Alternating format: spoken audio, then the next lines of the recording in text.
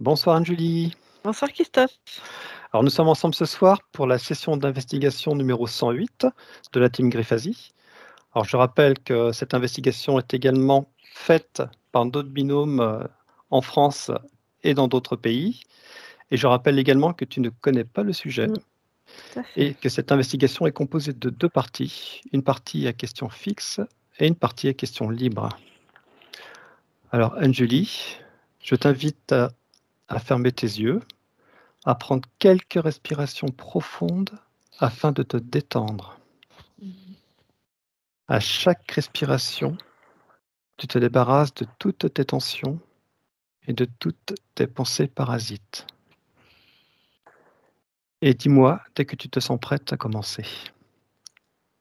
Vas-y, c'est bon. Ok, très bien. Alors Anjali, je te demande de te connecter au son de ma voix. Je vais faire un décompte de 10 à 1 et tu entreras progressivement dans un état d'hypnose profond. Au fur et à mesure que tu t'enfonceras dans cet état, tu te débarrasseras de tous tes doutes et de toutes tes craintes. 10. Alors, je vais compter de 1 à 3. Et à bande 3, tu me diras comment tu visualises et perçois la planète Terre par rapport à sa forme et à sa superficie. 1, 2 et 3.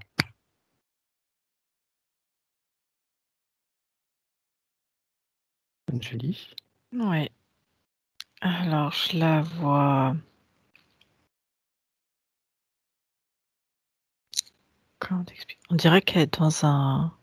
Avec beaucoup de perspectives. Elle est toute petite. Et on dirait qu'elle est comme dans un cratère. Enfin, je sais pas comment t'expliquer ça. Et c'est comme si elle était une forme. Elle fait un peu ronde, comme ça, en même temps, un peu ovale. Et comment te dire, c'est en cercle. Enfin, Hmm. Ça fait comme une sphère mais plate. Enfin, D'accord. ouais. C'est comme si tout pouvait se toucher finalement. Ouais, ça. Ouais. D'accord. Tu veux dire qu'elle ne ressemble pas trop à l'image qu'on nous montre. Non, et de loin, elle fait comme un. Non, on dirait comme un œil dans un cratère, en fait. D'accord. C'est très marrant. Je sens qu'il y a de la profondeur dessous. D'accord. Est-ce que tu peux m'en dire plus sur ce cratère?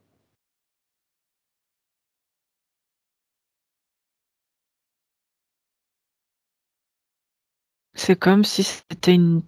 Il y avait la Terre et qu'elle était dans une autre.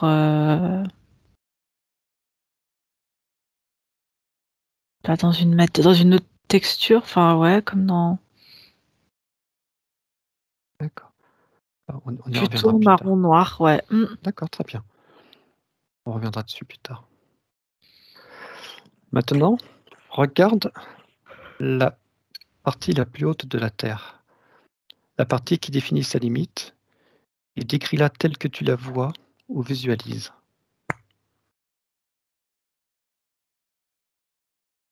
Alors la partie la plus haute, Oui, sa limite la plus haute.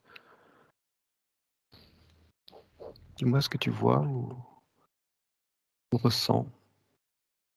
alors attends, je pourrais pas dire exactement où je me situe. Si je mets la forme comme ça devant moi, c'est en haut à droite et j'ai l'impression qu'on est à 7280 mètres d'altitude.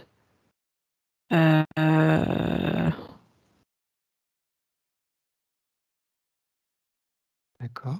Et j'ai l'impression qu'on est euh, en ce qu'on pourrait appeler entre l'Antarctique et la Russie. D'accord. Si j'essaie de prendre quelque chose de plat et ce qui ressemble géographiquement à nous, c'est très particulier parce que j'ai la forme du coup de cette terre que je vois et ce qu'on nous a appris en fait. Donc j'essaie de te géolocaliser ça comme ça, ouais. Voilà. D'accord, très bien. Et du coup, à quoi ressemble cette partie la plus haute de la Terre? J'ai un sommet tout blanc, D'accord. quasiment, et la pointe quasiment translucide. Un blanc translucide, ouais. Ça fait très cristal. On dirait du cristal en fait. D'accord. C'est une montagne de cristal. Enfin, Montagne de cristal, d'accord. J'ai jamais vu ça donc. D'accord, très bien.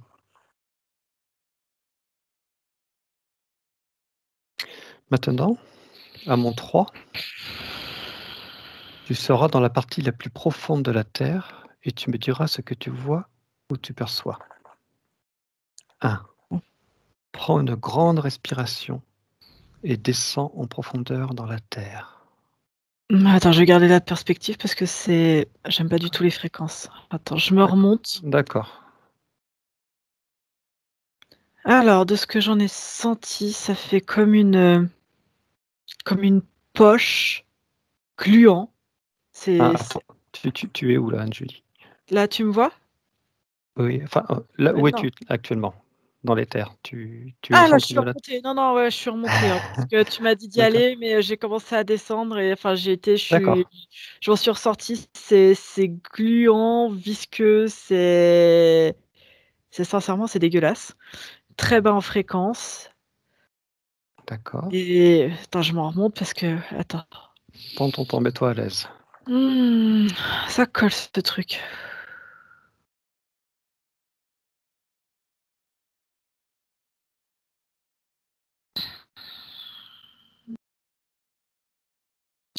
Alors, où est-ce que c'est? Parce que je le vois. C'est hyper compliqué de se décoller de ce truc, hein, c'est perk. Comme c'est un piège, enfin c'est. Alors, ce que tu vas faire, Julie, c'est que tu vas prendre de la perspective, Mmh, d'accord? Et tu vas faire comme si tu voyais à travers. Tu vas aller jusqu'à l'endroit, mmh, jusqu'au centre de la Terre, par une simple vision, comme si tu avais une longue ouais. vue, Mmh. et tu me décris ce que tu vois.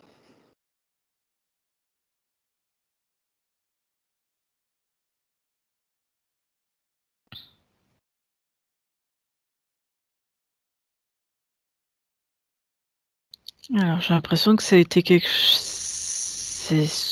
c'est dans la terre, c'est très profond. D'accord. Heu, ouais, gluant, visqueux, j'ai vraiment cette sensation entre des couleurs très orangées, mais avec du vert marronné, tu vois? Hem, de loin, j'arrive à capter qu'il y a même une odeur très particulière qui s'en dégage. Heu,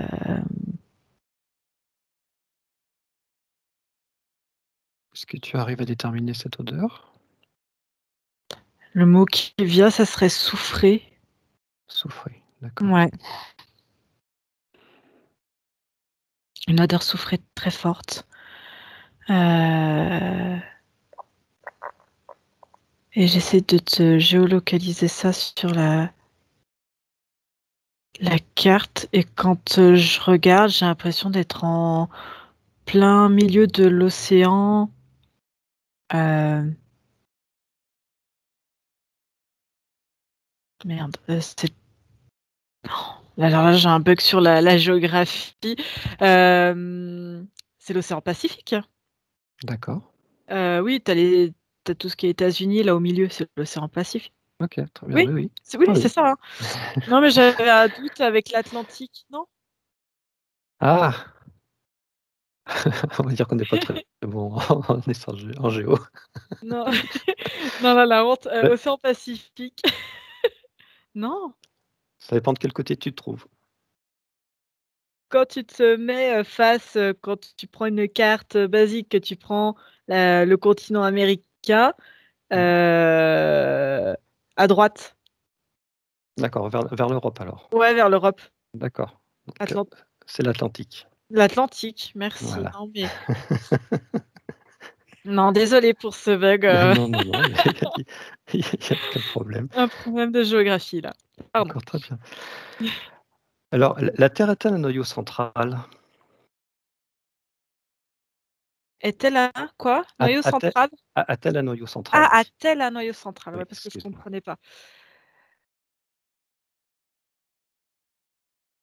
Ah, attends, juste par rapport à la question d'avant, en fait, le Oui, truc, c'est vas-y. pour ça que le Pacifique, c'est à l'autre posé et en fait, ça fait c'est une grande cuve, hein, ce truc. C'est la croûte, ça fait ça, en fait, voilà.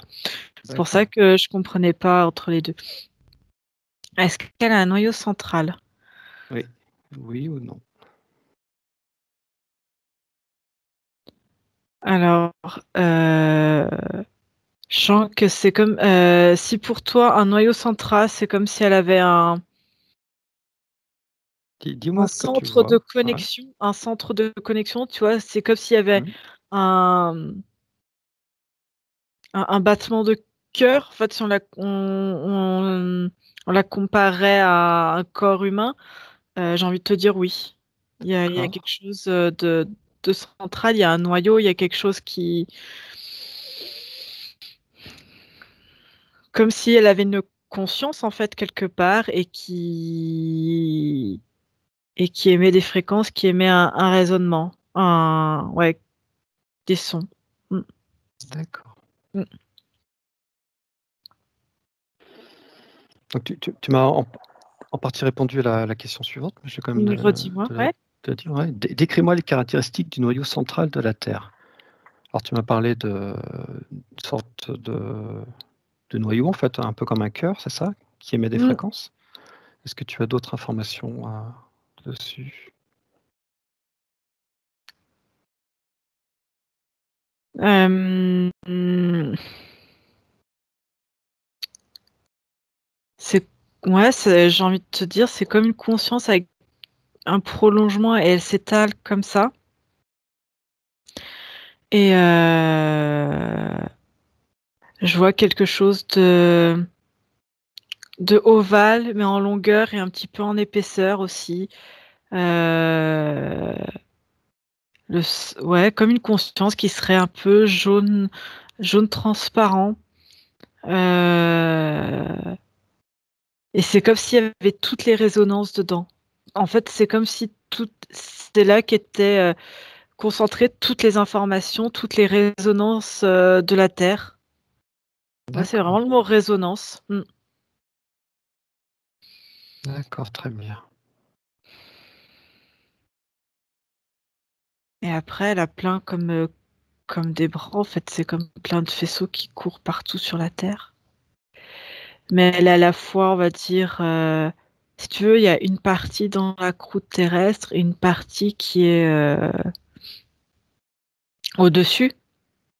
D'accord. Elle est dedans et au-dessus.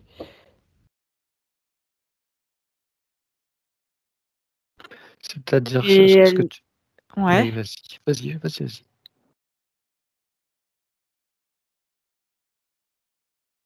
et l'info heu, elle est située vers l'équateur.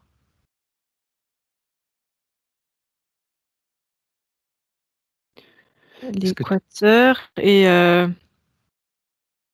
et alors, c'est pour ça, en fait, j'ai l'impression qu'il faut qu'on sorte de cette idée qu'on nous donne, tu sais, de dire la géolocalisation parce que genre je vois Madagascar et l'Équateur et j'ai l'impression que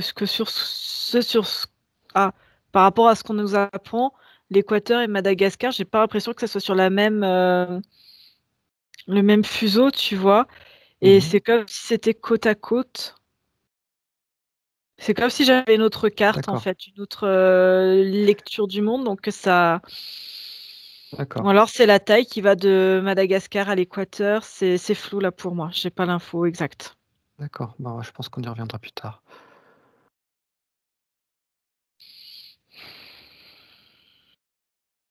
Voilà. Mais c'est vraiment D'accord. une question de résonance. Ouais. D'accord, merci.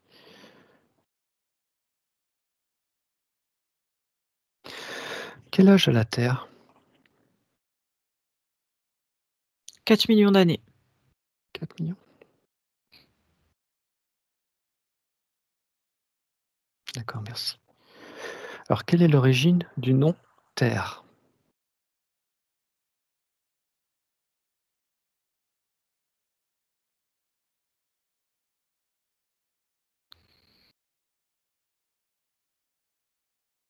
Alors,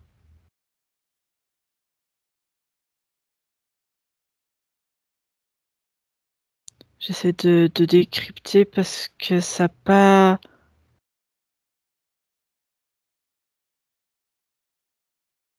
le même nom que maintenant.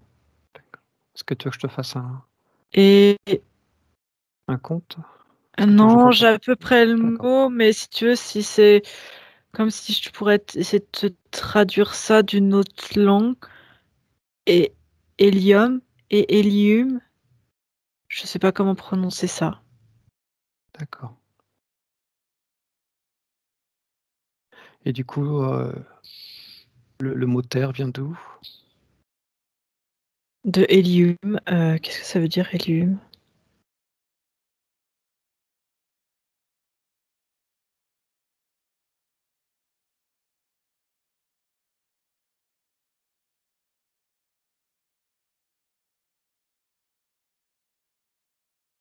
Je vois beaucoup de bleu. Comme si ça voulait dire source originelle ou...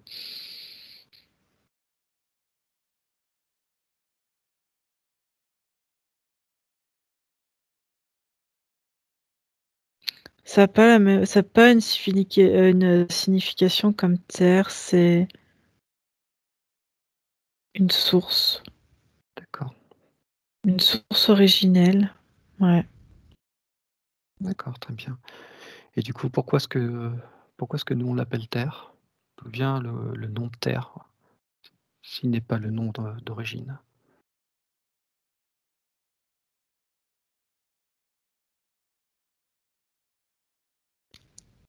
C'est comme si c'était des traductions D'accord. et que c'est pour...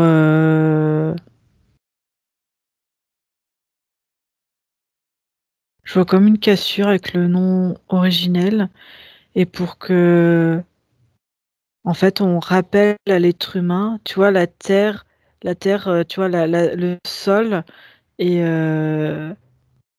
faire croire quelque part aux êtres humains qu'ils ne sont que sur terre, qu'ils n'ont que les pieds là-dessus pour ne pas aller chercher ailleurs. Euh,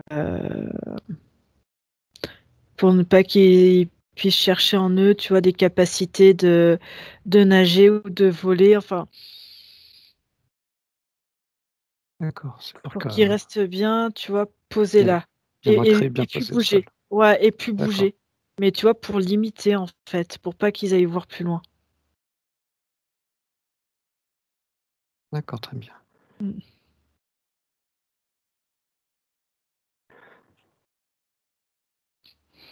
Alors, je passe à la question suivante.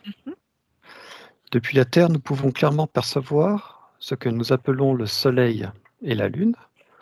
Que représente le Soleil pour la Terre et quelle relation existe-t-il entre eux?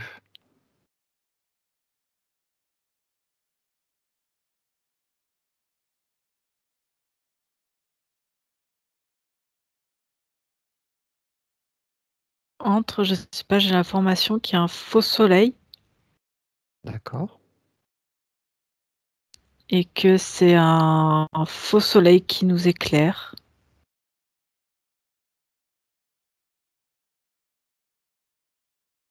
Qu'il y a un soleil qui existe. Le faux soleil utilise des lumières du vrai soleil. Mais c'est comme si il y avait une énorme bulle géante autour de la Terre, comme une matrice finalement, et qu'on avait un faux soleil qui nous éclaire avec les rayons du vrai soleil. Et que quelque part, ça a été fait exprès parce que le faux soleil nous limite, alors que si on avait accès au vrai soleil, si c'était le vrai soleil qui nous éclairait et qui était vraiment en lien avec nous, même s'il est en quelques parties, mais beaucoup modifié, comme s'il émettait d'autres ultrasons, d'autres fréquences qui venaient nous modifier, alors que le vrai serait beaucoup plus sain pour nous en tant qu'être humain, mais aussi pour la faune et la flore. On pourrait avoir davantage. Ça serait beaucoup plus luxuriant, tu vois, dans la nature, ouais. Tu veux dire qu'on nous filtre les vraies fréquences du soleil? Ouais, c'est vraiment l'info que je capte. On a un faux soleil. D'accord, merci. Question suivante. Que représente la Lune pour la planète Terre et quelle relation existe-t-il entre elles? Le mot qui me vient à l'esprit, c'est une grosse arnaque.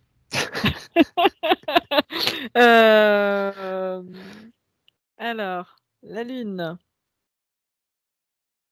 Je vois une sphère bétonnée qui passe en fait devant le faux soleil.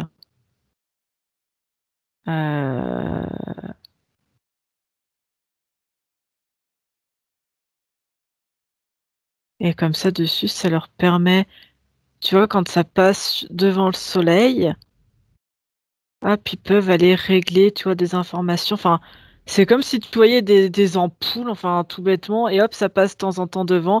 On peut aller régler des choses, modifier, faire la pluie et le beau temps, quoi, avec aussi. D'accord. Quel genre de réglage parles-tu?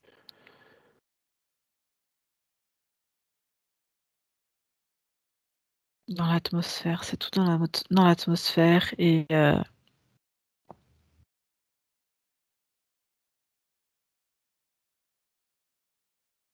de ce qu'on peut émettre dans l'air.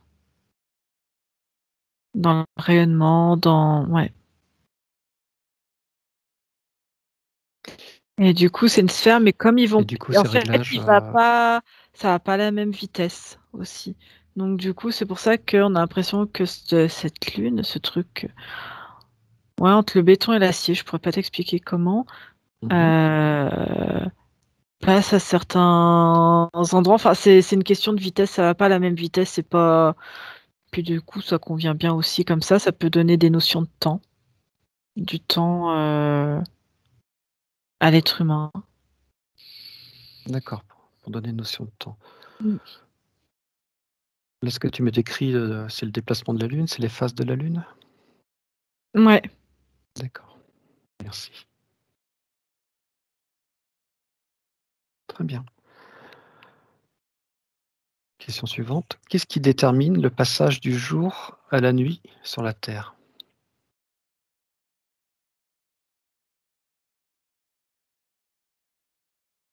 Bah, ça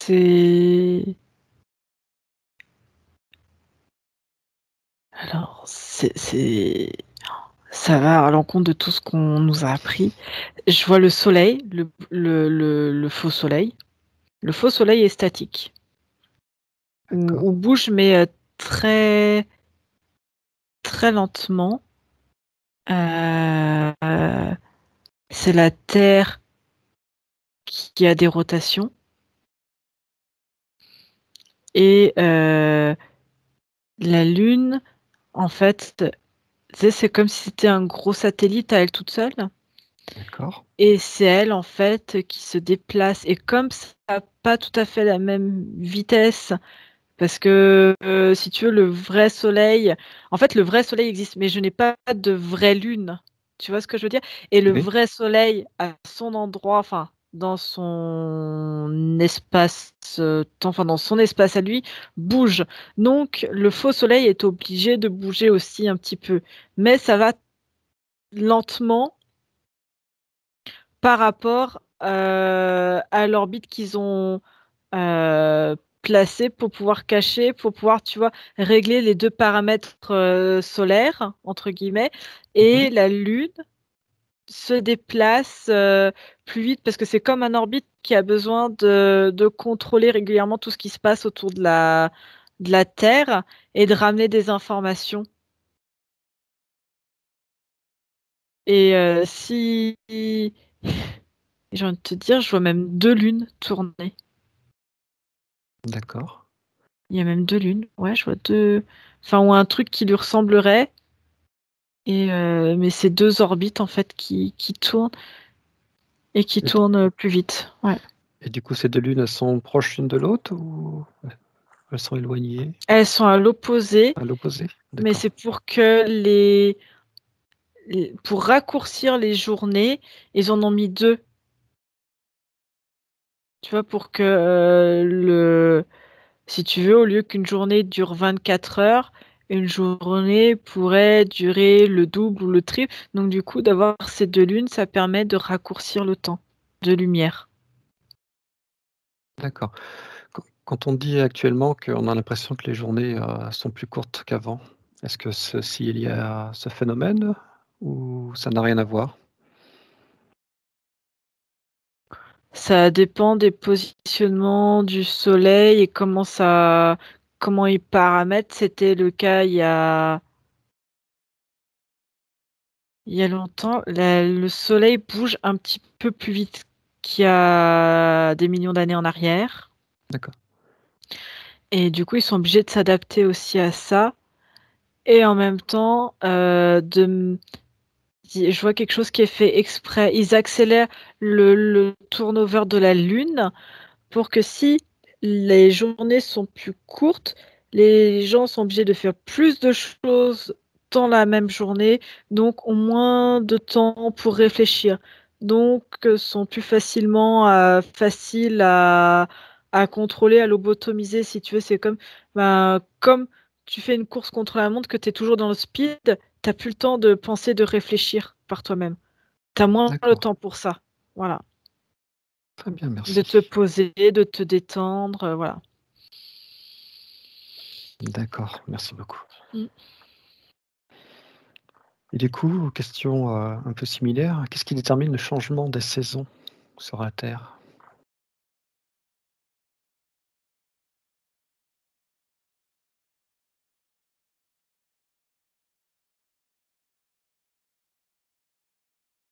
Ça,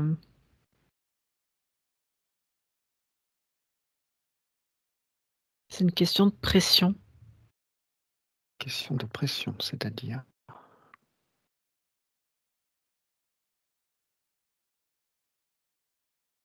J'essaie de comprendre pour pouvoir te Vas-y, retranscrire tout ça. prends ton temps. Mmh.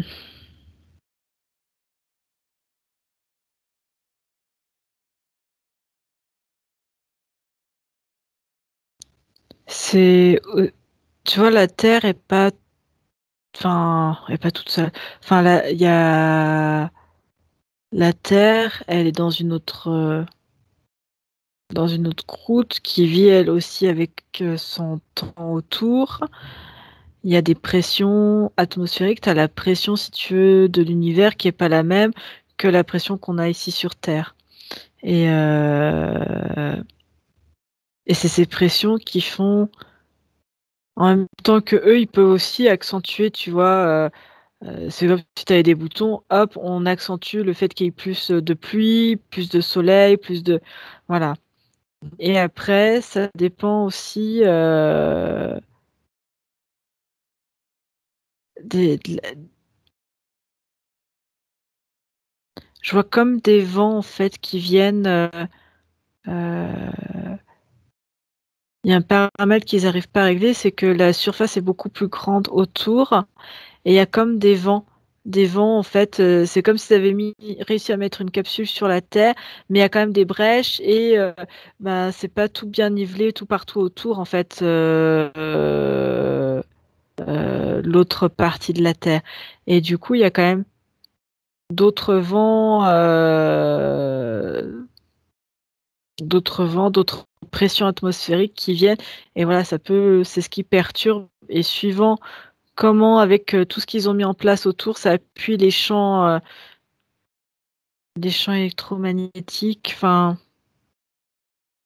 c'est très complexe D'accord. et beaucoup se battent, si tu veux, pour avoir le monopole du faux soleil et de la lune pour, régler en fait un peu et ça détraque tout en fait. Ça les traque quoi? Ça les traque les saisons? Ouais, parce que, il y en a qui veulent libérer à la fois la terre, tu en as qui veulent pas, il y en a qui veulent prendre le contrôle, heu et c'est tout une question, ouais, je vois, c'est des pressions. J'arrive pas à t'exprimer. D'accord. Ce sont des pressions, c'est sous forme de fréquence, sous forme de Non, en fait, tu as les ouais, non, même pas, c'est comme des vents. Des d'accord, vents des vents, qui très bien. viennent, à la fois de la planète et j'ai l'impression que tu as la pression et les vents qui arrivent quand même à rentrer, malgré cette capsule, à rentrer, tu vois, de l'univers, de je sais pas comment dire ça, sur, la planète Terre. D'accord, d'accord, merci. Alors là, on vient de parler de ce qui générait, la succession des jours, de la nuit, Mmh. également ce qui Des génère saisons. les saisons. Mmh. Est-ce qu'il y a d'autres événements, d'autres mouvements sur la Terre, qui n'ont pas encore été découverts, qui influent sur celle-ci ou sur, ceux qui y vivent?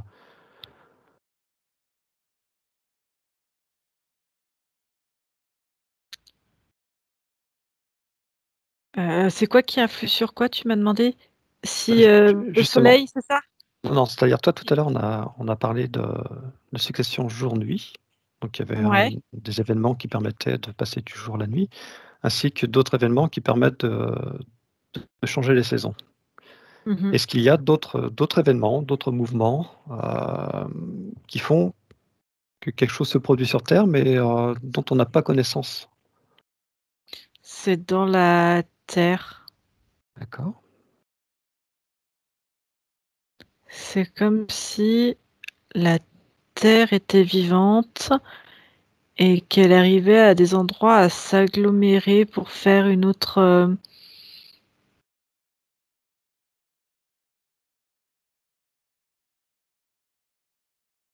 et ça ouais, je vois la terre, tu vois, onduler comme ça, mais vraiment la terre, terre, hein, la matière, hein, oui. et faire des ondes. Tu veux dire Heu, qu'elle vibre? ouais, et qui essaie de se soulever. Je la vois onduler et faire des ondes de choc. Et quand ça ondule, je vois ça crée, j'allais dire des tornades de l'intérieur vers l'extérieur de la Terre. C'est pas des volcans,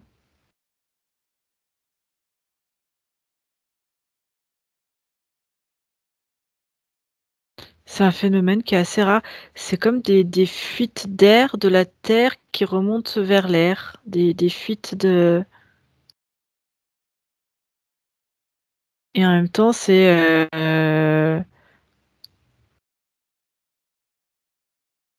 ouais, c'est comme si elle essayait de se libérer et de se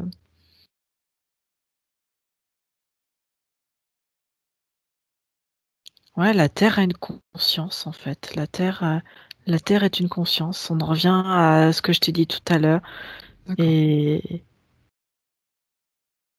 qui essaie de se libérer. Je la vois onduler comme ça. D'accord, très bien, merci. Alors on va commencer par la partie fixe. Libre, pardon. Tu te sens comment là, Anjali? Ça va. Ça va? Très Ouais. bien. On peut continuer? Bien sûr. D'accord, très bien. Alors là, tu me dis que la Terre essaye de se libérer. D'accord? Elle essaye de se libérer de quoi?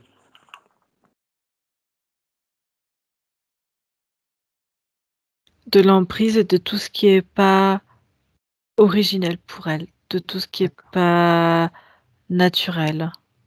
d'accord. Et c'est quoi cette emprise? Qu'est-ce que c'est? D'où elle vient?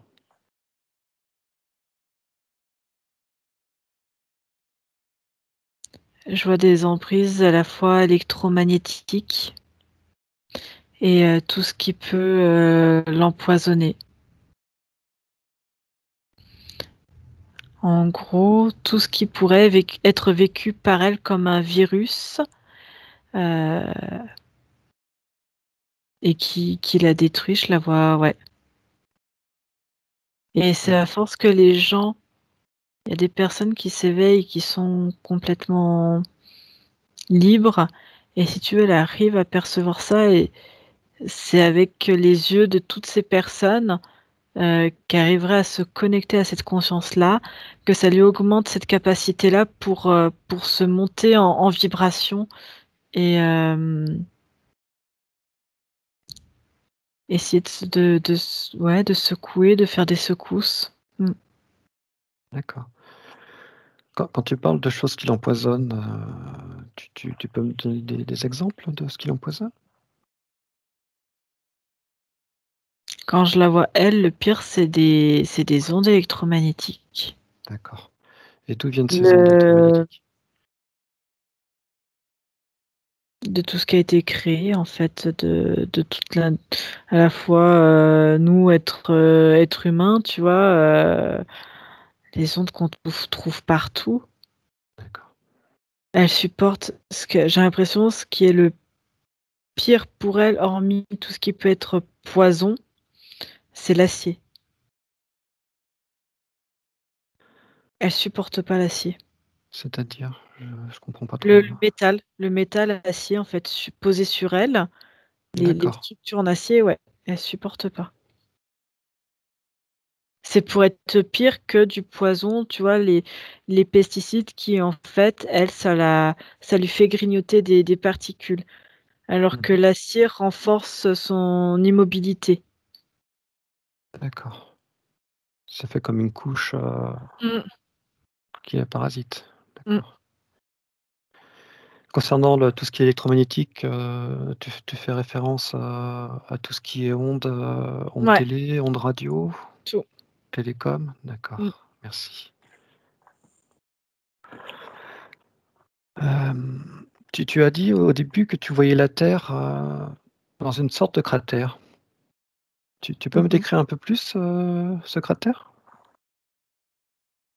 Ce cratère, il serait rond et du coup, heu,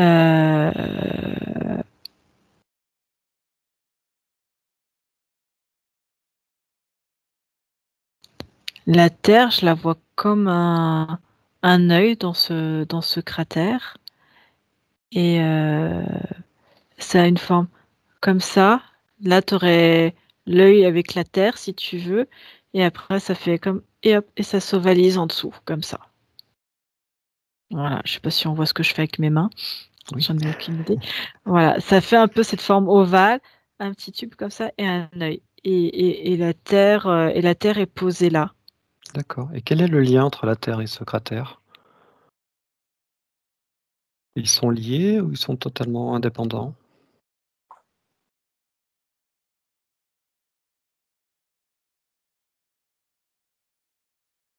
C'est à la fois son centre, l'info que je perçois ainsi. Mmh. C'est son centre et c'est un tout et D'accord. Et je vois à l'opposé, si tu veux, c'est très grand, hein, ce sur quoi on vit, c'est tout petit. Et de l'autre côté, je vois comme une partie un peu plus libre, mais qui est vraiment énergie et c'est très violet, c'est très. Je vois quelque chose de floral, si on peut comparer ça à floral. Minéral aussi.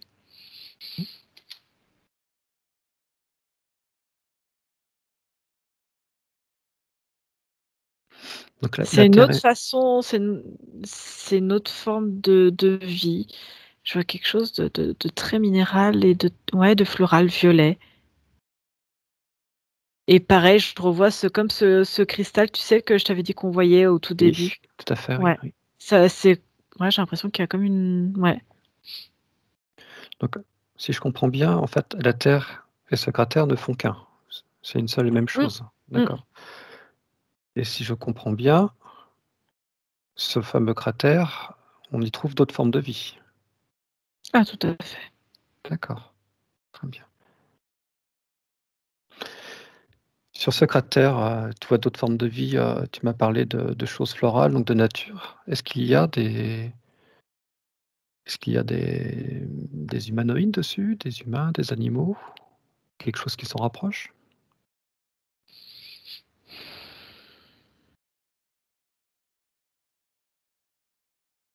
Alors, il y a de tout. Il y a la partie gluante, ça c'est très insectoïde larve. C'est pas top. C'est des créations, c'est comme des pièges qui sont dedans. Je pourrais pas t'expliquer comment. Et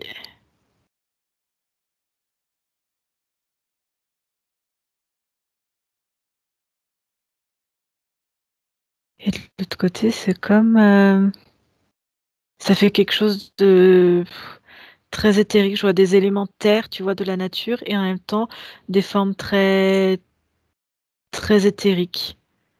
D'accord. Des humanoïdes Mmh. éthériques, sans corps physique.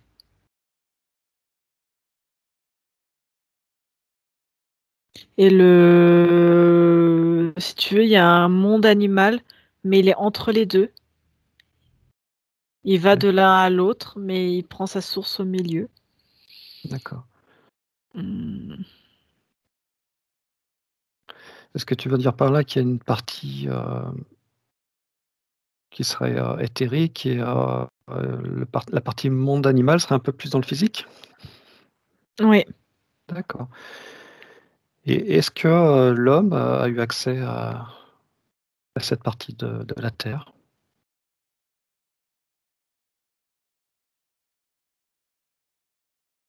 Alors, certains savent très bien ce qui y passe. Ceux qui contrôlent la Terre,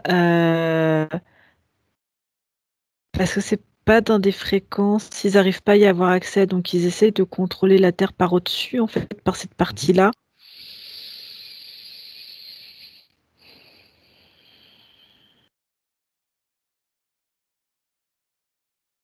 Ah, j'ai envie de te dire que même pas 1 de la population terrienne, humaine, est au courant de ça.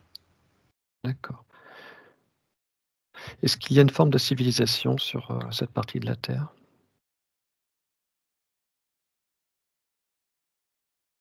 Sur les parties, Et sur la partie cratère, tu vois une forme de civilisation? autant je vois, tu vois, la Terre avec comme des couches et d'autres dimensions où il y a plusieurs civilisations qui vivent. D'accord, Hem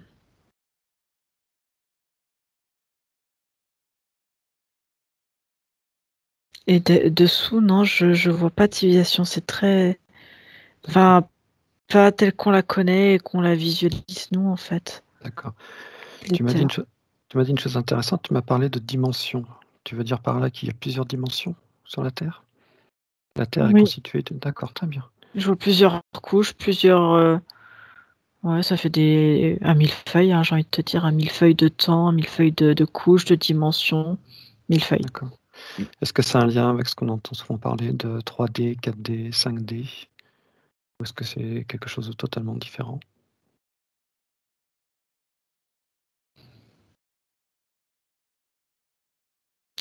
Oui, si. Oui. C'est lié? Mmh. D'accord. Et nous, du coup, les humains, nous sommes sur quelle dimension de cette planète? 4. Sur la 4. D'accord. Qu'est-ce qu'on y trouve, sur les autres dimensions, par exemple sur la 5e ou la 3e? Tu vois quoi comme chose?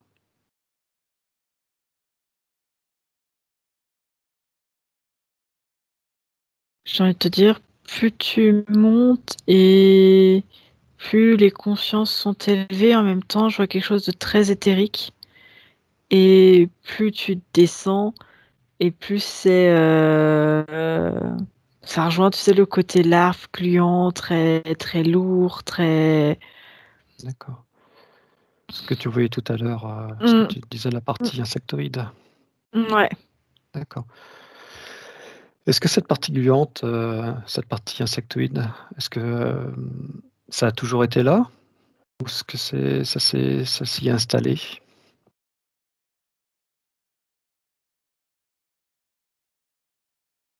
J'ai envie de te dire, ça a toujours été là, ça servait de transition pour aller dans le physique, que les choses éthériques aillent se manifester physiquement comme nous on l'entend, tu vois? Mmh. Et heu et ça a été réutilisé derrière. Ça a été utilisé derrière pour bloquer, tu vois, des incarnations dedans, pour bloquer des consciences, ouais, D'accord, comme un ça peut être un piège. d'accord. Très bien, merci. Concernant la géographie de cette terre que tu vois, heu, il y a-t-il un gros écart avec, la géographie qu'on connaît, qu'on nous apprend à l'école? Moui, ouais, heu, D'accord, c'est pas disposé tout à fait pareil.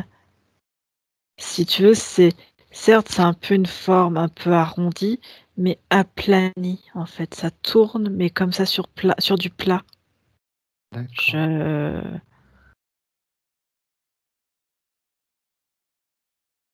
d'accord. Et qui, qui nous trompe en fait, sur ça? Qui nous fait croire que, nos belles cartes d'école, c'est pour pas qu'on aille explorer plus loin, en fait. C'est pour qu'on reste terrien, comme je te disais, sur terre, et que, tu vois, on n'aille pas chercher plus loin. Si on commence à aller chercher plus loin, on se rendrait compte qu'on est bloqué ici et que, il y a d'autres choses, il y a d'autres mondes et qu'on y a accès. d'accord, mais qui est à l'origine de cette, supercherie?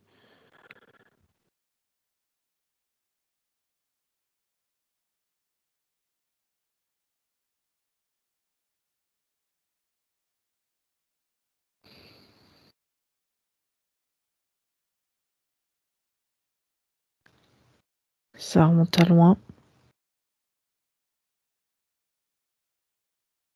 Des formes, d'humanoïdes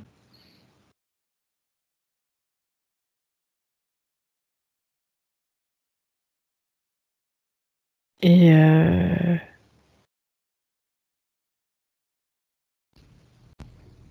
c'est comme si les premiers qui ont commencé à dessiner la terre, à tracer des cartes quand ils ont commencé à explorer, on les avait un petit peu aussi limités.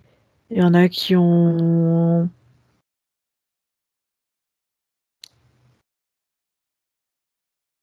allés voir beaucoup plus loin,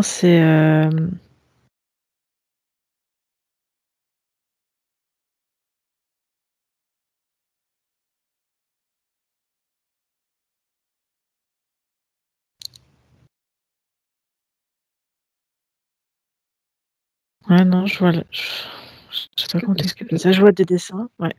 d'accord. Un nom te vient concernant ces humanoïdes? Philibert, je sais pas du tout à quoi ça correspond, Philibert. Philibert. Mm. Physiquement, ça ressemble à quoi? Tu peux me décrire un peu leur apparence, leur forme, leur couleur?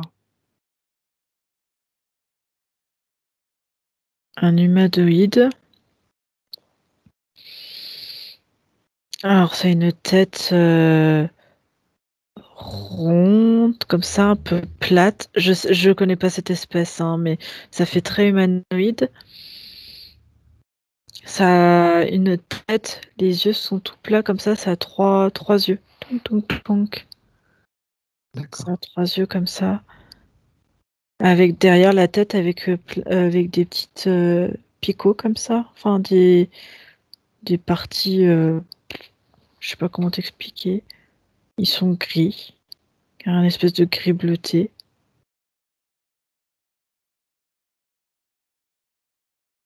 d'accord. Et dans l'ici et maintenant, est-ce que tu vois encore ces êtres, sur terre ou proches de la terre? Ils ont été détruits par, par des races beaucoup plus fortes et avides de pouvoir. D'accord. Tu as des infos sur ces races? Les seuls qu'on connaît maintenant, hein, tous les reptiloïdes. D'accord, Mm. très bien. Et pourquoi est-ce que, vu du ciel, vu de l'espace, la Terre paraît ronde? Parce qu'on parce qu'on va pas plus loin que le dôme. Dôme, dogme ou dôme? Dôme. Dôme? D'accord, Ouais. Et on va pas plus loin que ça. Donc si tu veux, ça, on reste dans cette espèce de sphère, de bulle. Je sais pas comment t'expliquer ça. mmh, Donc et après, il y en a hein, qui vont bien plus haut, mais c'est pas montré. Donc on s'arrête à ça, cette image. d'accord. Donc on peut pas voir au-delà. Est-ce que ce dôme a un lien avec, la fameuse matrice? Ouais. D'accord, merci. Par rapport au système solaire, si tu prends de la perspective, que peux-tu dire par rapport à ce qu'on nous apprend, où il y a la Terre, le Soleil, la Lune? Qu'est-ce que tu vois toi, en prenant de la perspective? En allant très loin? Alors le soleil, si on prend de toute façon après le faux soleil s'est calé sur le vrai. Heu,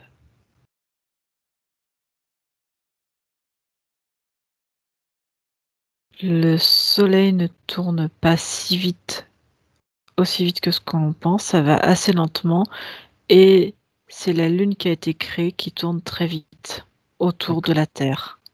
d'accord. Mais est-ce que ces éléments sont placés au même endroit que ce qu'on nous apprend à l'école? C'est-à-dire? C'est-à-dire, est-ce qu'on voit la Terre, avec la Lune juste à côté, le Soleil plus loin et les autres planètes, telles que Mars, Mercure, Vénus, Jupiter? Est-ce que tu vois ces mêmes choses ou est-ce que tu vois quelque chose de différent?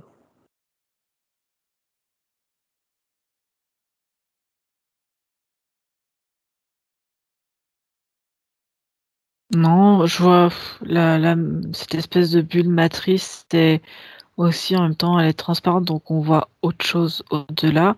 D'accord, Donc c'est pour ça on voit aussi, des planètes. Ils peuvent pas faire un truc complètement opaque parce que sinon le peu de lumière de soleil, on le verrait plus du tout, ils pourraient rien faire. Heu, attends, faudrait que je prenne une perspective complètement, oui, vas-y, prends ton temps.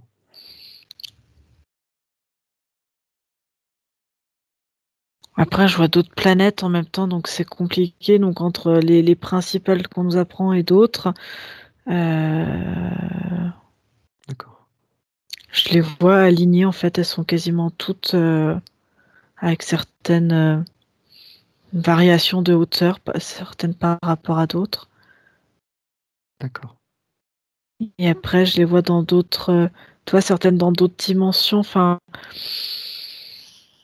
c'est très particulier de se déplacer dans l'espace parce que les dimensions sont complètement différentes, elles diffèrent entre elles. En gros, ce que tu vois, c'est que les planètes, c'est pas du tout ce qu'on nous a appris, donc tu en vois d'autres. Et également, tu vois d'autres dimensions,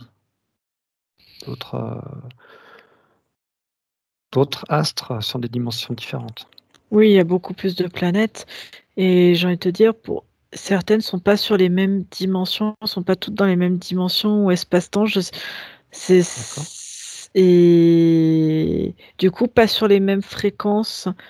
Donc, je les vois, mais elles pourraient être côte à côte, qu'elles paraissent loin parce que c'est pas les mêmes fréquences. Et du coup, pour rentrer de l'une à l'autre, il y a des canaux de téléportation, il y a des choses. Mais si tu veux, côte à côte, elles bougent, mais voilà. D'accord, très bien. Je sais pas si j'ai bien répondu à ta question, j'ai pas l'impression. Si. Si. Ouais. En fait, je voulais avoir un aperçu de l'univers par rapport à la Terre. Et donc tu as décrit que, il y avait en fait, la matrice, Mmh. les fausses lunes, le faux soleil et qu'il y avait, également d'autres planètes, Mmh. d'autres astres qu'on ne connaît pas, Oui. sur Mmh. différentes dimensions également. Très bien. Est-ce que la Terre a toujours été là où elle se trouve?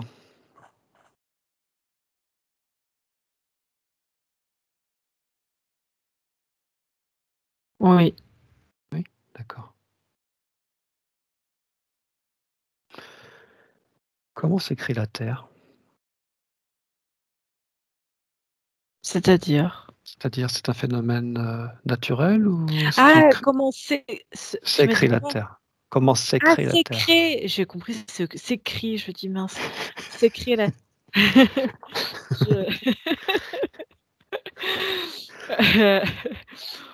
après la géographie, cours de français,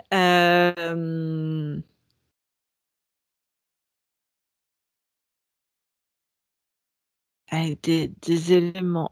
Je vois des planètes qui ont cette particularité d'être très élémentaires à la base et tu sais, certaines créent plus de l'eau, plus, Mmh. et c'est ces petites particules, si tu veux, une association de plusieurs terres, enfin de plusieurs, terres, de plusieurs, ouais, peut-être qu'elles s'appellent terres dans d'autres, qui ont peut-être disparu. Ouais, ça se trouve. Attends, j'essaie de capter. Parce qu'en fait, je vois cet agglomérat de plein de petites choses Mmh. avec une conscience, tu vois, à la tête de ça et ça a pris de l'ampleur, ça a pris de l'ampleur, ça a pris de l'ampleur avant qu'elle soit visible et qu'elle intéresse, tu vois? C'est comme si ça avait été un projet et qui au départ, était sans ennemis, sans rien du tout parce que c'était vraiment, tu vois, comme s'il y avait eu des militaires de plein d'éléments différents et qui Mmh. s'étaient rencontrés pour en créer une, en fait, avec une conscience, mettre une conscience à la tête de ça et se développer, se créer pour voir si, voilà, ce que ça pouvait donner et elle s'est D'ac créée comme ça. Mmh. Donc si je comprends bien, c'est de la matière dans le physique qui s'est agglomérée Mmh. et une conscience est venue, s'y installer. En fait, ils ont mis, hem, je vois surtout 5 planètes, en fait, principales avec des éléments bien particuliers sur celle-ci et avec, leur, avec leur, chacune un élément principal, tu vois, qui fait partie d'eux et qui pouvait rentrer en fréquence et au lieu d'être toutes seules, isolées, elles ont décidé de s'associer et de mettre, voilà et si tu veux, en s'associant, elles ont mis un bout de leur conscience chacune là-dedans pour en créer D'accord, qu'une seule d'accord. et Quand tu c'est par ces agglomérats-là et après elle s'est développée et en fait elle s'est, elle a, multiplié en fait, si tu veux, avec une conscience de toutes ces particules, ça fait une grosse conscience. Et elle s'est développée, elle s'est répliquée en conscience pour se créer et se grossir. D'accord. Et créer de la matière, en fait. D'accord. Donc cinq Mm. consciences se sont unies pour en créer une. Mm. Mm. D'accord. Est-ce que ces 5 consciences ont un lien avec, les éléments eau, Mm. terre, Oui, feu, air et éther? ouais. D'accord. Très bien. Merci. Ouais, toi, j'ai même pas pensé, mais oui, tout à fait. D'accord. Est-ce que la Terre a un rôle dans l'univers? Est-ce qu'elle est là pour vivre une expérience ou est-ce qu'elle est là dans un but particulier vis-à-vis de quelque chose, à l'extérieur d'elle? Au départ, elle servait de ressource pour tous ces, tu vois, ces 5 principaux éléments avec Mmh. leur conscience qui vivait dessus, avec leur, leur peuple, chacune très différent, mais qui arrivaient à s'acclimater les unes des autres. Et dans la bienveillance, ils avaient créé cette planète Terre avec un petit bout d'eux à chaque fois, en fait. Et D'accord, à la base, c'était pour vivre ensemble, en harmonie tous ensemble et voir ce que ça pouvait créer quelque part, ce ensemble. d'accord, Et et après là où ça a été fait pour eux, bah, c'était une position stratégique parce que c'était, un point de rencontre entre ces 5 d'accord, et et ça a pris de telles proportions qu'après c'était comme un gros phare dans la nuit si tu veux cette planète. Donc très vite, source de pouvoir, source de convoitise par d'autres espèces, de comprendre comment ils avaient réussi ça et comment on pouvait aller exploiter maintenant ceux qui étaient sur cette terre après. d'accord. Mais en même temps, je la vois, la Terre est centrée, hein, par rapport aussi à d'autres planètes autour. Enfin, ouais, D'accord, enfin, tout le monde est centré après. très bien et ce qui se passe sur Terre, est-ce que ça influe ou influence, ce qui se passe ailleurs dans l'univers, des planètes, des civilisations? Ça dépend si c'est des civilisations qui sont intéressées ou pas par la planète Terre et s'il y a des liens spécifiques avec celle-ci ou pas, quoi. D'accord, Après, beaucoup sont intéressés par la Terre parce que c'est là où c'est plus facile d'y amener et d'incarner des consciences. Mais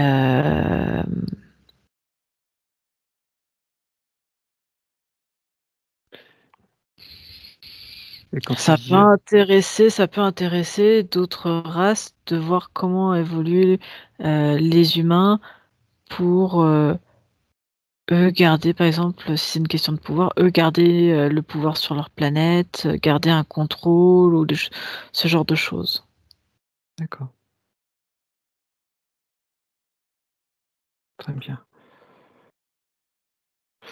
Hem, tout à l'heure, tu as dit une chose, hem, donc tu as parlé de faux soleil, de fausses lunes, de la Terre qui est dans une capsule, donc dans une matrice et tu as parlé de personnes qui se battaient pour, en fait, pour que la Terre se libère, si j'ai bien compris. Tu as Mmh. dit tout à l'heure que la Terre essayait de se libérer, donc elle avait comme des fuites d'air. En fait, voilà, c'est ces consciences, hein, si tu veux, maintenant qu'on allait voir, c'est comme si, elle revenait à sa conscience unique, en plus de sa duplication, si tu veux, Oui, et réplication et c'est des personnes, tu vois, on émet tous des fréquences, tout en fait émet des fréquences. mmh, Comme c'est que de l'énergie et elle capte ça, elle capte des informations qu'on peut envoyer. d'accord, Elle ressent de plus en plus tout ça et c'est ce qui lui fait, entre guillemets, elle a conscience principale, enfin centrale, Mhm. qu'il y a chose pas normale en fait, qu'elle a perdu tout contrôle en fait de ce qu'elle devait vivre, en fait, de ce qu'elle avait D'accord. créé, voilà. D'accord, très bien. Est-ce que tu visualises cette conscience qui est la Terre? Est-ce que ça va, Anjali? Ouais? Ouais, ouais. Ouais, d'accord. Est-ce que tu visualises cette conscience? Oui. Tu peux me la décrire?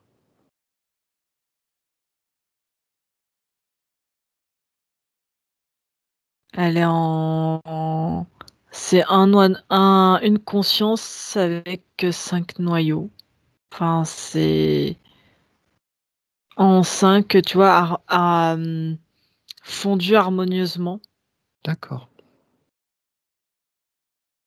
Heu, Elle est colorée, mais tu sais, c'est comme si l'ensemble des couleurs, du coup, faisait un ultra blanc et avec des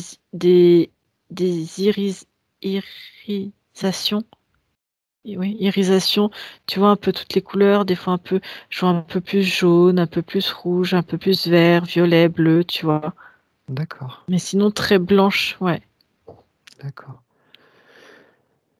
et est-ce que cette conscience a un nom? Tout à l'heure, tu as parlé de, je recherche sur mes notes. Hélium, Ouais, mais est-ce que c'est le nom de cette conscience ou est-ce que hélium, c'est le nom de la partie physique de cette conscience?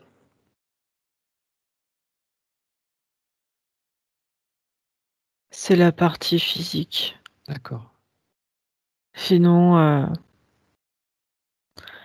c'est, si je me capte à elle, on peut si on peut lui donner un nom, on peut l'appeler mmh, les 5 terres. les 5 terres? Mmh.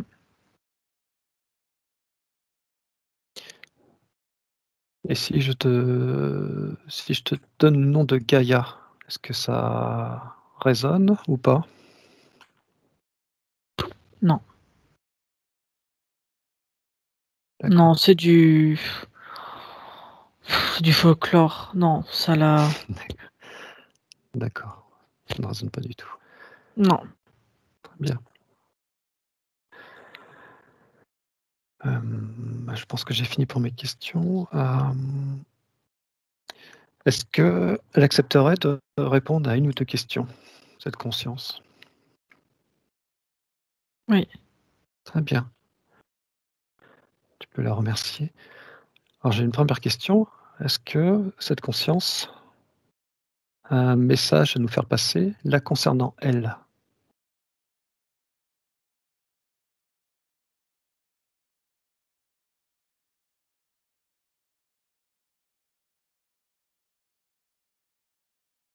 Si on apprend à se libérer, nous, et à s'éveiller, ça la libère, elle.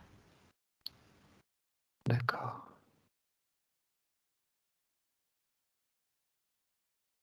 merci. Et a-t-elle un message à nous faire passer, à nous les humains nous concernant, nous directement?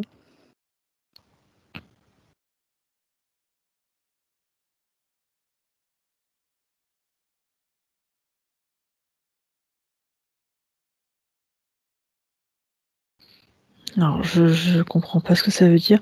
Si le silence est fort, l'amour est inconditionnel.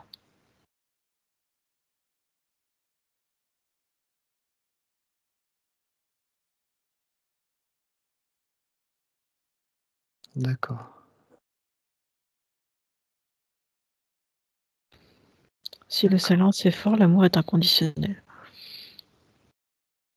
Est-ce qu'elle Bah, peut écoute, à donner plus méditer. d'ex à Non. méditer, oui.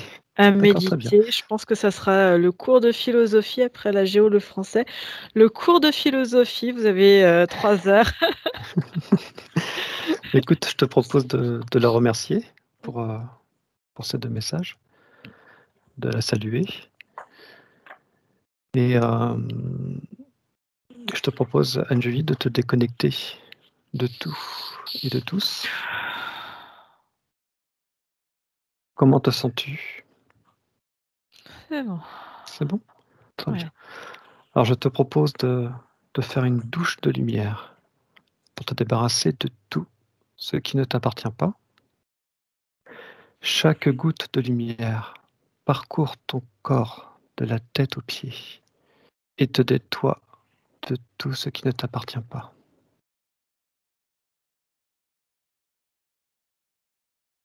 Quand tu te sens prête, tu me le dis, je te ramènerai. C'est OK. Très bien. Alors, je vais maintenant compter de 1 à 3 et à 3, tu seras de retour dans l'ici et maintenant parmi nous. 1. Tu prends de profondes respirations. Tu te reconnectes à ton corps et tu ressens de nouveau tous tes muscles.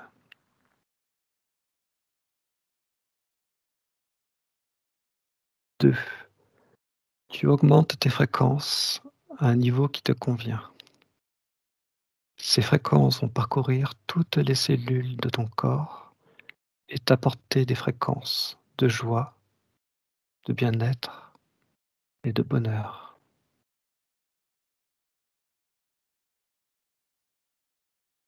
3. Quand tu te sens prête, tu peux ouvrir les yeux. Bon retour. Comment vas-tu? Ça va bien. Waouh! Sacré Impressionnant. voyage. Ouais. Waouh! Il Ouais. va falloir qu'on réécrive nos bouquins. Ouais, effectivement. Waouh!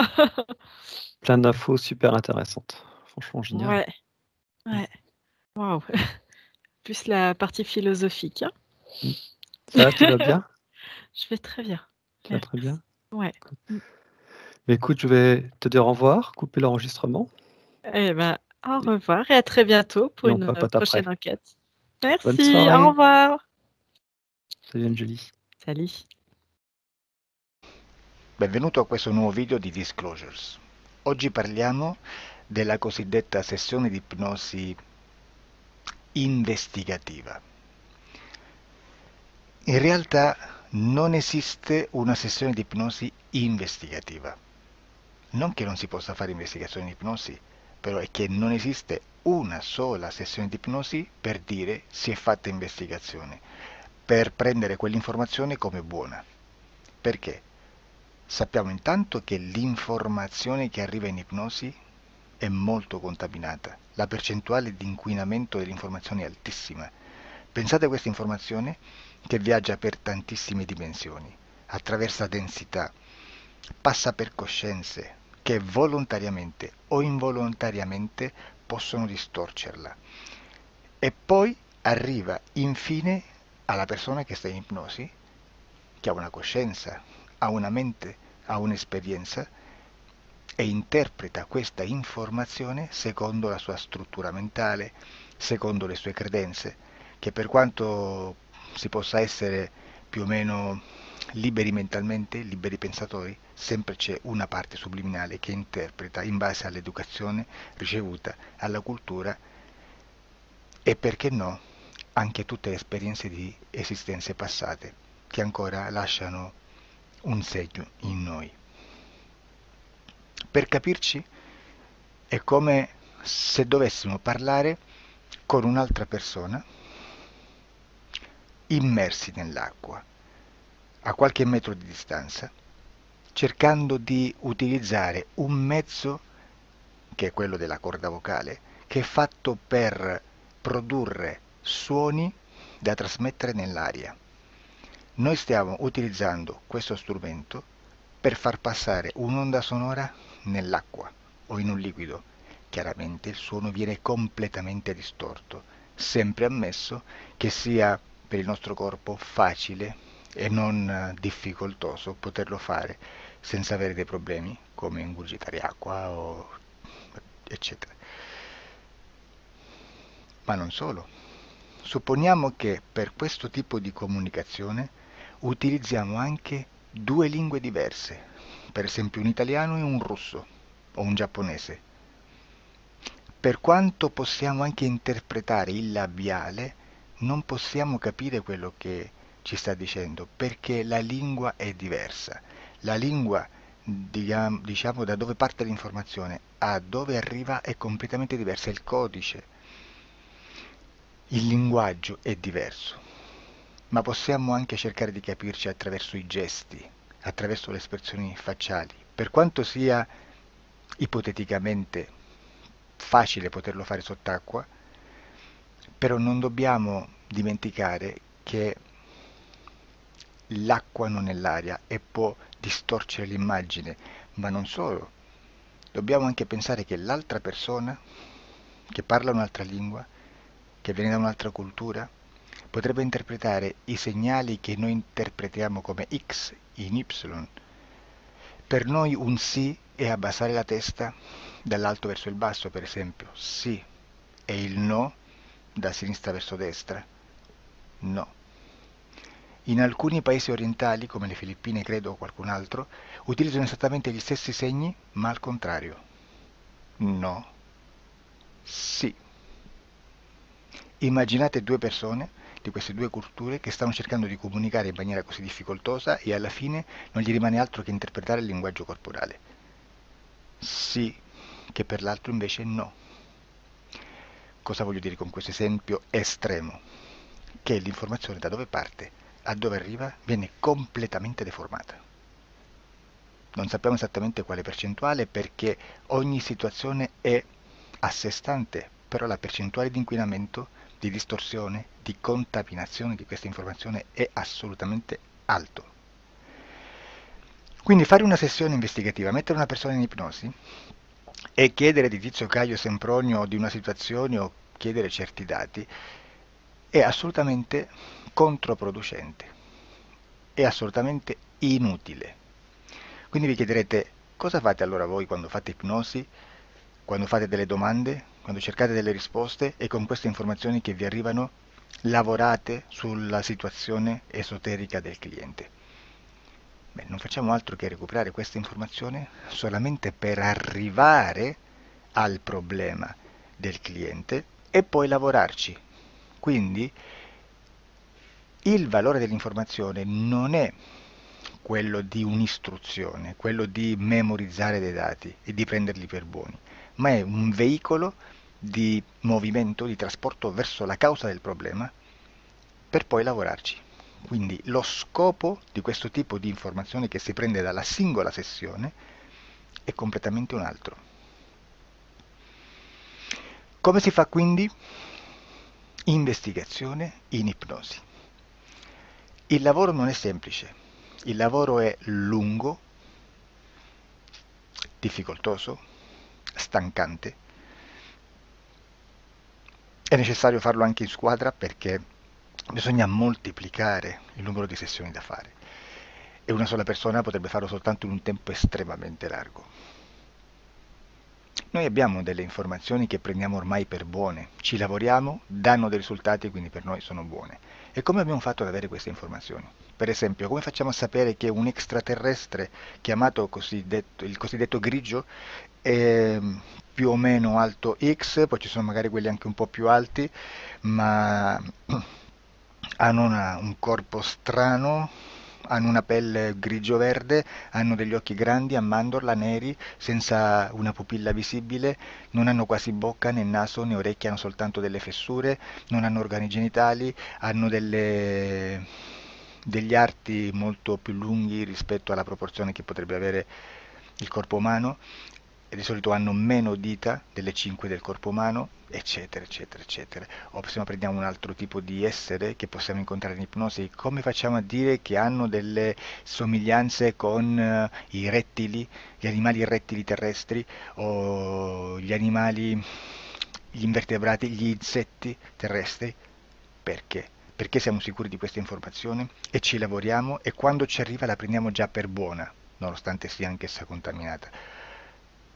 Perché queste informazioni sono arrivate da tantissime sessioni, fatte da tantissime persone, con tantissime altre persone sotto ipnosi, e che nel contesto di tutto il lavoro gli uni non sapevano degli altri. questo dato può essere più o meno rilevante. Sempre c'è contaminazione e quindi possiamo prendere per buono anche un gruppo di lavoro dove l'uno possa sapere dell'altro. Ci potrebbe essere una contaminazione del contesto di quel gruppo di lavoro, ma si aggiunge semplicemente una piccola percentuale di questa contaminazione a già la grande che esiste. Non è così impossibile lavorarci. Da tutte queste sessioni, da questo grande numero di sessioni, migliaia, diciamo migliaia, noi prendiamo solamente quell'informazione che è uguale a tutte, che è in comune a tutte, o a quasi, perché magari qualcuna ci potrebbe essere niente in comune per una fortissima contaminazione, perché no? Ma dobbiamo prendere una stragrande maggioranza, proporzionalmente abnorme rispetto a quello che potrebbe essere un minimo di scartabile, e lì possiamo prendere per buona questa informazione. Quindi se noi su 10.000 persone diverse, con operatori anche diversi, in cui in ogni sessione vediamo un essere che più o meno ha le stesse caratteristiche del grigio o dell'insettoide, a forma di mantide religiosa, o il rettile a forma di lucertola, per esempio, di serpente o di quello che sia, o se vediamo il pianeta Marte più o meno di colore rosso, o se vediamo dei sotterranei eterici, non fisici, nel sottosuolo terrestre, soprattutto sotto le grandi città, dove c'è concentrato molto potere, molta energia di questo tipo, e che più ne hai più ne metta. Se vediamo degli impianti che hanno certi tipi di funzioni, certi tipi di forme in certe parti del corpo, e questa informazione la ritroviamo tutta o quasi in tutte le sessioni fatte, eseguite, realizzate da tanti anni a questa parte, significa che quella è una informazione affidabile. E vi posso garantire che stiamo parlando di una percentuale bassissima. Su un 100% staremo, credo, forse più in basso di un 2-3%. Immaginate, tutto il resto è spazzatura, è informazione spazzatura. Sì, spazzatura.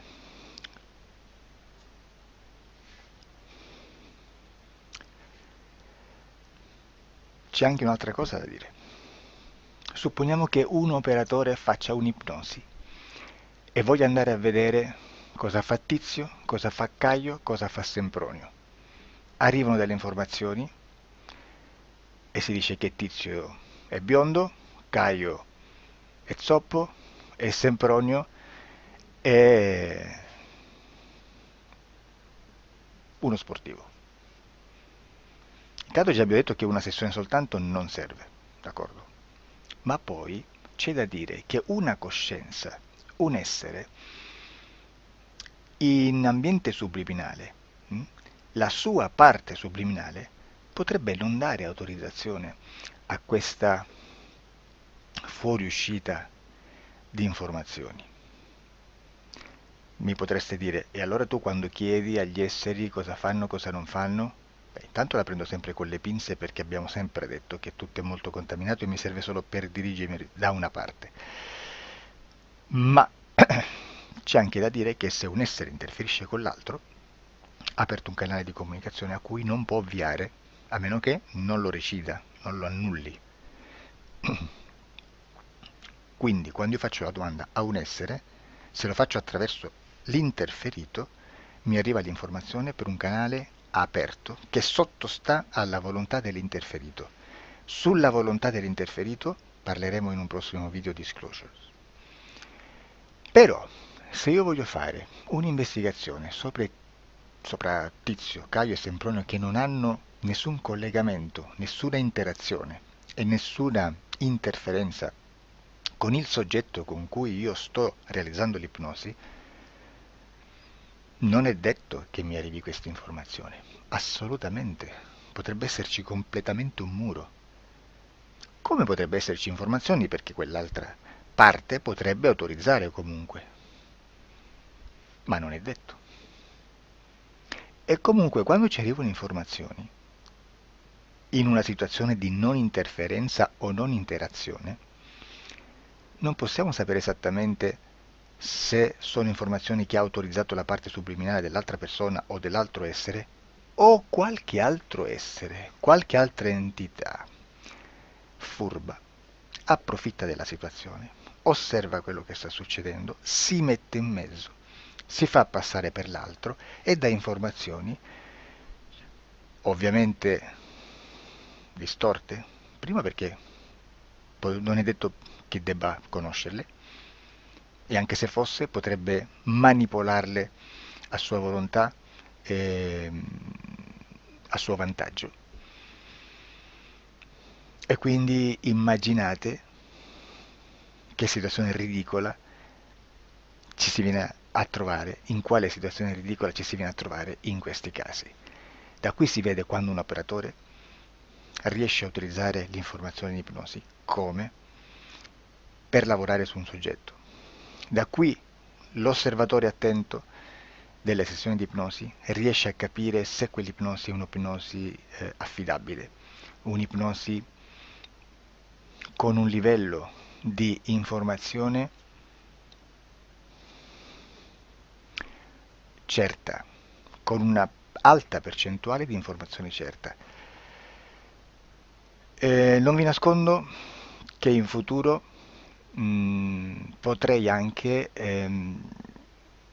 impostare un lavoro per decifrare che livello di certezza di informazione c'è in un'ipnosi, analizzandola e spiegando il perché, spiegando i meccanismi di analisi di un'informazione in ipnosi, che poi anche è molto istintivo. Supponiamo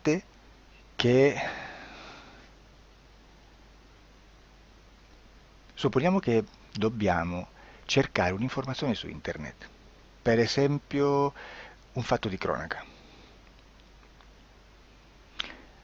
Voi preferite mettervi su un sito ufficiale? A caso. L'ANSA in Italia, ADN Kronos, qualche telegiornale che per quanto possano manipolare l'informazione ad alti livelli, comunque possiamo dare affidabile la fonte dell'informazione che viene trasmessa. Non possono trasmettere una bufala sicuramente. Verrà sicuramente manipolata ad altri livelli. Ne parleremo in altri video, ma a livello base la fonte è certa. Sicuramente non andrete a cercare questa informazione sul primo sito, il primo blog che vi passa davanti e magari c'ha 4 followers. Perché? Perché non vi dà nessuna garanzia della certezza della fonte. Non c'è un controllo né nella struttura interna di questa agenzia di informazione e né dal grande pubblico, che per la quantità di persone che attingono quell'informazione si può dedurre se l'informazione è certa o meno, perché è un'informazione che passa in un pubblico così vasto che se ci dovesse essere una distorsione con la realtà è molto probabile che venga fuori. Credo che abbia detto quasi tutto sulle sessioni investigative. Prima di chiudere aggiungo che proprio per questo stiamo conducendo dei cicli di investigazione in ipnosi regressiva che comprendono tante sessioni con persone diverse, con una buona o eccellente suscettibilità ipnotica sicuramente, per poter indagare su spazi ristretti su alcuni temi. Perché dico spazi ristretti? Perché se andiamo a prendere eventi grandi nel tempo, nello spazio, storici, parlare di qualcosa di molto generico implica una quantità di sessioni abnorme. Immaginate se dovessimo fare una sessione investigativa sui buchi neri, quanta informazione ci sarebbe e quante informazioni da filtrare. Sarebbe quasi impossibile farlo in questa maniera. Ma se noi riduciamo lo spazio di investigazione, se noi prendiamo per esempio Investighiamo sulla pedofilia nella Chiesa Cattolica. Ecco, se già restringiamo il campo d'azione, è molto più facile che possiamo attingere informazioni affidabili, presuntamente affidabili, con un numero di sessioni sicuramente alte, ma ridotte rispetto ad altri tipi di sessioni molto più generiche, su temi molto più generici. Quindi per fare anche delle investigazioni su temi molto generici bisogna suddividerli in temi, in dettagli, per poi alla fine, quando tutta l'informazione è stata filtrata ed è stata dedotta l'informazione comune, si possono mettere insieme per cominciare a costruire il quadro, mettere insieme tutti i puzzles. Questo è il vero senso dell'informazione in ipnosi, quando si fa ipnosi investigativa. La sessione per risolvere una problematica, un problema, con una presunta origine esoterica di un cliente, di una persona, è un'altra cosa, sono altri metodi, altre tecniche e l'informazione si usa in un'altra maniera, ha un altro scopo.